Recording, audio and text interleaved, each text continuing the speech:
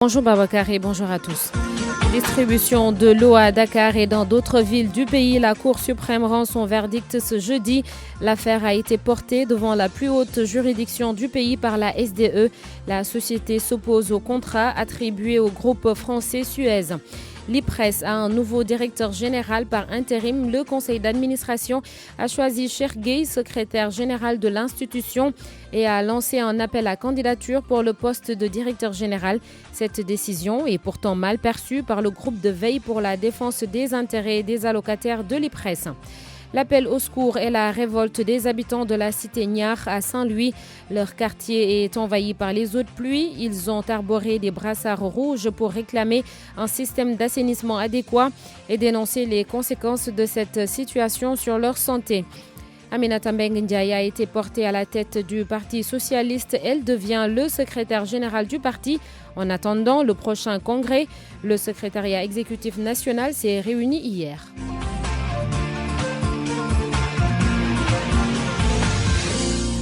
Attendue ce jeudi, la décision de la Cour suprême sur le recours de la SDE, la Sénégalaise des eaux, a saisi la juridiction pour protester contre l'attribution du marché de l'eau à Suez.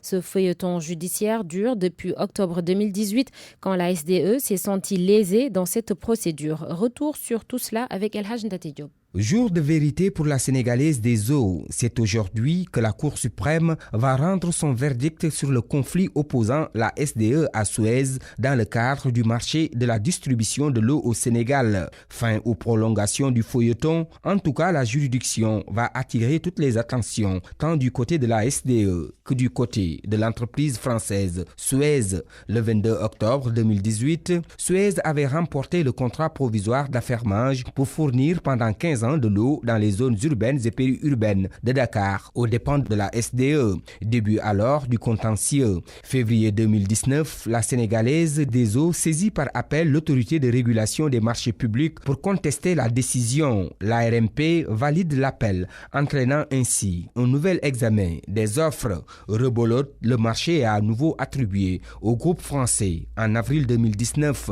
Une décision qui n'ébranle guère la SDE. Nouvelle saisine de l'ARMP au mois de mai, mais cette fois-ci, elle est déboutée par le gendarme des marchés publics. Se savourant invaincue, elle décide alors de saisir la plus haute juridiction du pays. Le 17 juin 2019, un référé est alors déposé sur la table de la Cour suprême pour contester encore l'attribution provisoire du contrat d'affermage à Suez. C'est ce jeudi que la chambre administrative de la haute juridiction va rendre son verdict. Ndate Diop, c'est finalement Cheikh Gueye, secrétaire général de l'IPRES, qui a été désigné pour assurer l'intérim de la direction générale. Une mesure du conseil d'administration qui n'agrée pas toutes les parties concernées, notamment le groupe de veille pour la défense des intérêts des allocataires de l'IPRES. Celui-ci souligne qu'il y a des préalables à respecter avant de lancer l'appel à candidature pour le poste de directeur général. Les précisions de Barthélémy Ngom. D'abord, la première mesure prise par le conseil d'administration de l'IPRES. Constater la vacance du poste parce que M. Mamoudou Simbeng a été nommé par décret à la SNHLM. Donc, de fait, le poste de directeur général de l'IPRES est vacant. Donc, le conseil a nommé par intérim l'actuel secrétaire général de l'IPRES, qui va donc faire fonction du directeur général. Voici la deuxième mesure. C'est de faire un appel à candidature pour le prochain directeur général de l'IPRES. Lamine Fall de la CNTS, membre du conseil d'administration, semble qualifier ces deux mesures d'un dénouement heureux. Mais le groupe de veille pour la défense des intérêts des allocataires de l'IPRES ne partage pas cette démarche du conseil d'administration. Mamadou Diafal et ses camarades soutiennent qu'il fallait d'abord assainir, redresser la boîte avant l'appel à candidature pour le poste de directeur général. Est-ce qu'on a donné mission à cet intérimaire d'assainir d'abord la maison? C'est une question qu'on se pose. Et nous, en son temps, on avait attiré l'attention de tout un chacun pour leur dire que la maison traverse une situation extrêmement difficile. Par conséquent, il n'y a pas lieu de précipitation. Il faudrait assainir d'abord la maison, voir l'ensemble des problèmes et à partir de ce moment, penser à amener un directeur général au vrai sens du terme. C'est de la précipitation. Les retraités disent donc attendre la nouvelle équipe au tournant. En clair, l'IPRES risque de tenir encore en haleine l'opinion, comme ce fut le cas lors de la nomination d'Amadou Lamine Dieng en Conseil des ministres. Mais là, le Conseil d'administration vient de tourner la page. Et le Conseil des ministres d'hier a examiné et adopté le projet de loi portant donc loi de finances initiale et le projet de loi de finances rectificative numéro 2. Le chef de l'État qui a présidé le Conseil a demandé au gouvernement de veiller au développement de l'éducation au numérique et d'accélérer la digitalisation intégrale de l'État civil. Il est 7h06. RFM, l'info, c'est ici. L'info, c'est ici. Les populations de la cité Niar à Saint-Louis ont manifesté avec des brassards rouges. Leur quartier est fortement touché par les inondations et cela a des conséquences sur leur santé, des maladies dermatologiques, des moustiques entre autres. Les résidents de la cité Niar réclament donc des canaux d'évacuation des eaux de pluie. Le reportage de Mohamed Nabissilla. Les populations de Cité Niar, dont les maisons se trouvent entre la route du terrain de Guelewar et la digue de protection, ont manifesté leur colère pour dénoncer le manque d'assainissement de leur quartier. Awa Seck hôpital bu Saint-Louis waa Cité Niar fa ëpp ndax ay saleté. On en a marre. La dernière pluie n'a fait qu'aggraver la situation pour ces populations qui en ont marre. Ça fait des années qu'on revendique la même chose. Nous n'avons pas besoin de route, nous avons besoin seulement de l'assainissement. Vous trouvez ça normal? Hier soir, parents, enfants, jeunes, tout le monde sont sortis pour évacuer l'eau. Ça, c'est pas normal. Chaque année, on revendique la même chose. Vous devez prendre votre responsabilité. On en a marre de ça. Et les jeunes de la localité se sont distingués à côté des femmes pour dénoncer les problèmes d'hygiène et de santé occasionnés par le manque d'assainissement. Ils en appellent à la diligence des autorités. Amadou Dieng, tous les enfants sont malades pendant les ménages. Ça fait beaucoup d'années que les enfants sont malades. Ça, c'est pas normal. Il faut que le maire Mansour Faye prenne ses responsabilités. Et le président Macky Sall. Les zones nous portent préjudice. Chaque maison, il y a beaucoup d'eau qui sont là-bas. À cela s'ajoutent les moustiques qui ont élu domicile sur les terrains non occupés qui servent aujourd'hui de dépotoir et de niche pour les mouches, moustiques et les rats qui occasionnent beaucoup de dégâts pour les habitants de Cité Niar. RFM Saint-Louis. Mohamed Nabissilla. À Sokone, c'est la section SUTSAS, le syndicat unique des travailleurs de la santé et de l'action sociale qui est très en colère. Le bloc opératoire et la radiologie du centre de santé ne fonctionnent toujours pas. Et lors de leur sit-in, les membres ont soulevé bien d'autres difficultés. La correspondance d'Aminata Goudiaby. Ces agents qui manifestent viennent des 24 postes de santé du district sanitaire de Sokone. Ils ont réalisé un sit-in sur le hall du centre de santé de Sokone et ont tous arboré des brassards rouges. Premier motif de leur mécontentement, le non-fonctionnement du bloc opératoire et du service radio du centre de santé de Sokone. Youssouf Kouli est le secrétaire général de la section SUTSAS de Sokone. On est en train de revendiquer l'ouverture et le fonctionnement de notre bloc opératoire parce qu'il y a beaucoup de malades qu'on est en train d'évacuer à Kaolack, à Fatick et que nos véhicules ne sont plus en bon état parce qu'à cause de ces évacuations-là. Il y a aussi la radio qui n'est pas fonctionnelle. Depuis la réfection du centre de santé, la radio n'est pas installée. Le médecin-chef du district sanitaire de Sokone, quant à lui, rassure, le bloc opératoire ainsi que la radiologie seront bientôt ouverts. Ahmed Bouyandao. Le centre de santé est un centre qui a été réhabilité dans le cadre d'un projet. Jusqu'au moment où je parle, il y a certains services qui n'avaient pas été complètement terminés. Je veux parler du bloc opératoire, de la radiologie, parce qu'après les infrastructures, il fallait les installer. Pour pouvoir le faire, il faut que les normes aussi soient respectées en termes d'installation. C'est ce processus-là qu'on a suivi jusque-là. Autre revendication qui tient à cœur ces syndicalistes, le paiement de la dette de la CMU. Elle doit plusieurs millions aux structures sanitaires de la localité. Moustapha Tchoubo. On est à 32 mois sans remboursement parce que le dernier remboursement date de février 2017. 2018, en septembre, lorsqu'on s'était réunis pour évaluer avec les CDS, on était déjà à 94 millions. Des agents de santé communautaire sont aussi restés 5 mois sans motivation au centre de santé de Sokone et ces manifestants veulent que ces arriérés soient payés au plus vite. Aminato Goudiaby, Fatick RFM. Direction la partie orientale du pays, à Kédougou précisément. Beaucoup de cas de noyades sont recensés dans des localités le long du fleuve Gambie. Hier, mercredi, une femme d'une 30aine d'années est morte noyée. On a répertorié au total 4 cas de noyade ces derniers jours à Kédougou. En politique, le secrétariat exécutif national du Parti socialiste confirme Aminata Mbengue Ndiaye à la tête du parti. Ce sera ainsi jusqu'à la tenue du congrès pour désigner, selon les textes, la personne qui va succéder à Ousmane Tanor Dieng, décédé en juillet dernier. Le secrétariat exécutif national du PS qui s'est réuni hier a par ailleurs salué la grâce accordée à Khalifa Aboubacar Sall. Abdoulaye Diop était à la maison du parti Léopold Sédar Senghor. La première secrétaire adjointe Aminata Mbengue Ndiaye va diriger le Parti socialiste jusqu'au prochain congrès. C'est ce qui est ressorti de la réunion du CEN. Abdoulaye Wilane, porte-parole. À tous les camarades responsables d'apporter au secrétaire général adjoint, Madame Aminata Mbengue Ndiaye, tout le soutien agissant que requiert l'exercice de ces nouvelles responsabilités de secrétaire général du parti, donc à la tête de notre formation politique, et ce, jusqu'au prochain congrès ordinaire.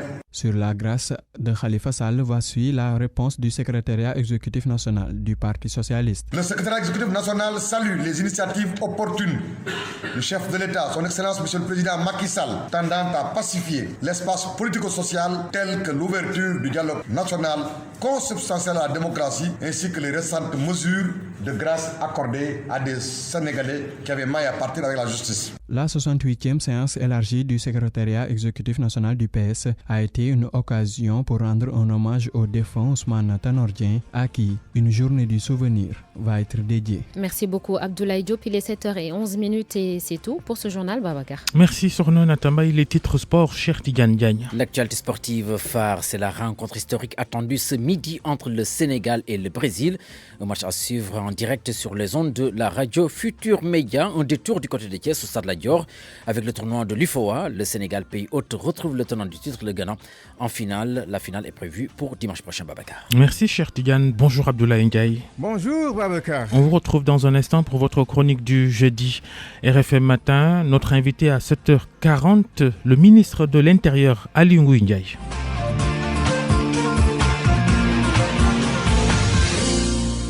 « 7h12, bon début de journée à tous. La culture, Anna Rocha, de la musique et du cinéma.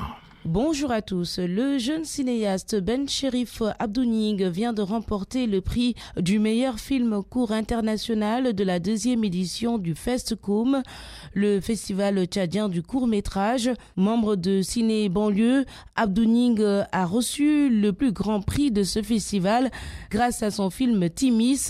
Voici sa première réaction. Je suis ému, super content.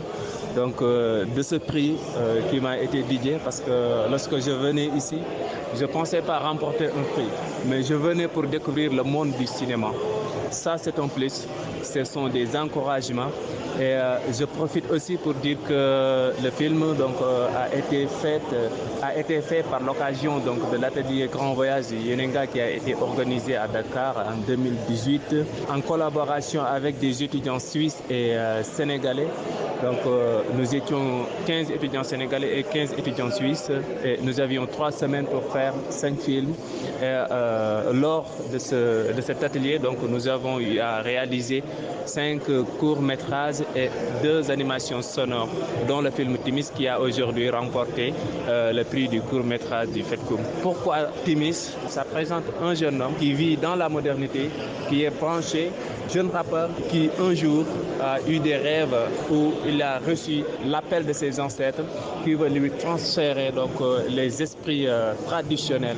Donc c'est le soleil qui va éteindre pour lui, donc il va encore retourner à la tradition. Et parmi les invités d'honneur de cette édition, Joël Karikezi, talent d'or du Yenenga 2019, et l'actrice sénégalaise Rokhaya Niang. Le rappeur Paco Briz s'apprête lui à affronter la scène du Grand Théâtre. Il y sera en concert samedi prochain en collaboration avec le label Djegui Rai. Paco Briz a tenu une conférence de presse pour parler des préparatifs de ce concert. On l'écoute. C'est un événement national. On a eu à faire des caravanes un peu partout et on a des points de vente un peu partout ici au Sénégal. Et ça se prépare à fond et il y aura beaucoup de surprises et puis on vous réserve des spectacles de fou. Je vais jouer en live band pour la première fois, donc c'est quelque chose d'innovant. C'est quelque chose d'innovant avec le groupe Walian Studio, donc qui est à ma job que je salue de passage. On va essayer de grandir en quelque sorte. Pour les invités, on a décidé de ne pas annoncer de nom pour faire des surprises et puis pour réserver les surprises. Il y aura beaucoup d'invités pour préciser qu'il y aura une première partie. Il y aura mes compatriotes de Djegirai, mes frères. Donc ils vont assurer la première partie et puis il y aura beaucoup d'autres artistes de grands noms qui vont venir solliciter la deuxième partie, Inch'Allah. Merci d'avoir suivi. À demain pour de nouvelles actualités culturelles sur RFM Matin. À demain, Anna Rocha, RFM Matin, 7h15. RFM Matin. RFM Matin. L'émission qui réveille le Sénégal. Et la chronique d'Abdoulaye Ndiaye.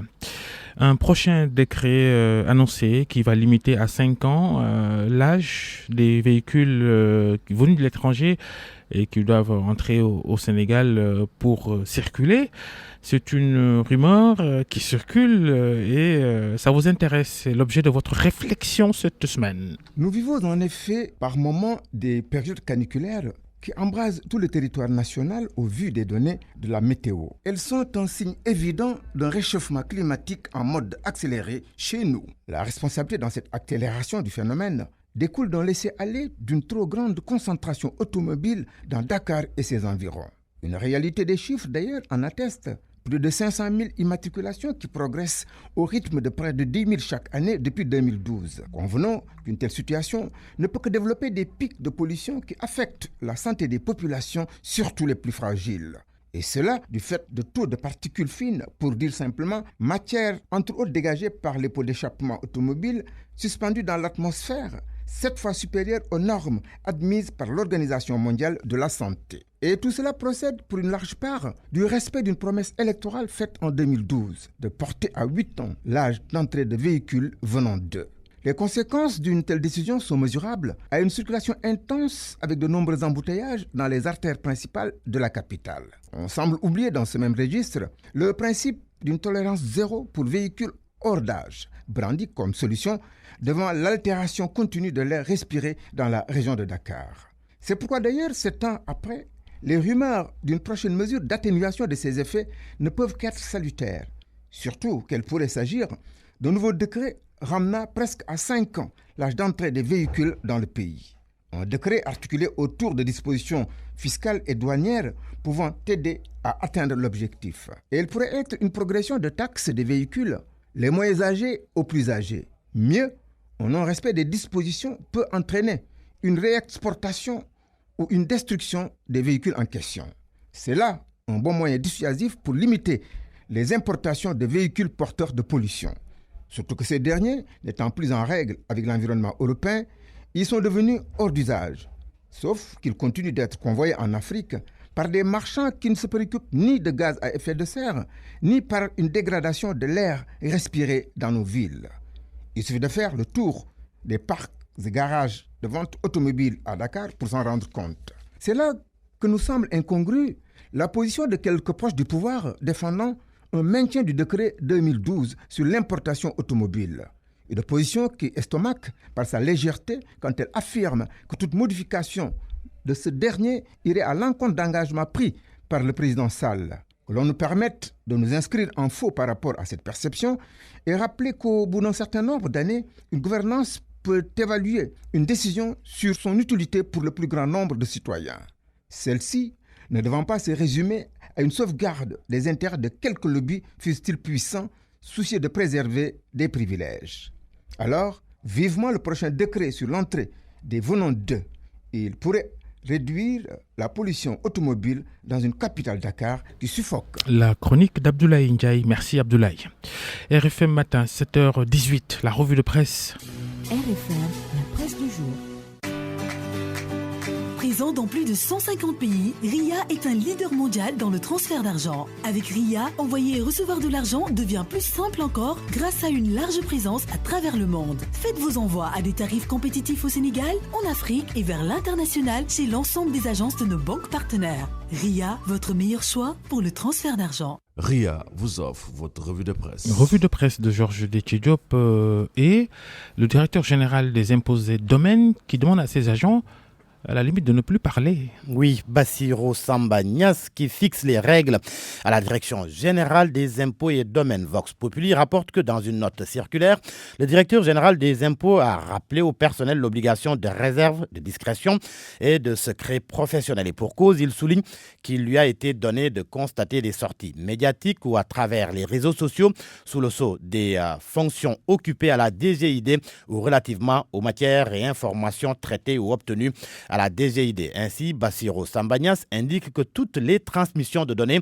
les publications de toute nature et les communications faisant référence aux fonctions et compétences exercées à la DGID sont soumises à son aval. Moralité, Vox Populi affirme que le DG des impôts bride ses agents. À l'IPRES, c'est Chergué qui a été nommé directeur intérimaire. Décision prise hier lors de la réunion du conseil d'administration de l'institution de prévoyance retraite du Sénégal.